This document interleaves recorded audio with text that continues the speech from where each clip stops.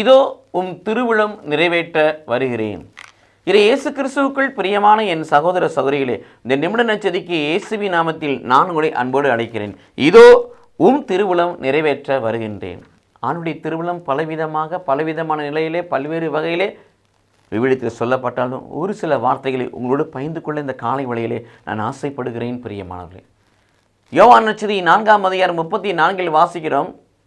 கடவுளின் திருவிழப்படி நடந்து அவர் பணியை செய்வதே எனக்கு உணவு என்று சொன்னார். அப்போ ஆணுடைய திருவிழம் என்னவென்று சொன்னால், அவர் என்ன சொல்கிறாரோ அந்த பணியை அந்த பூமியில் செய்யும். அது எபேசியர் 4:12 வாசிப்பது போல திருத்துண்டாக இருக்கலாம், இவருடைய வருகைக்கு மக்களை ஆயத்தப்படுத்துவதாக இருக்கலாம், அல்லது இயேசுவின் கோயிலாகிய மனித உடலை கட்டி எழுப்புவதாக இருக்கலாம்.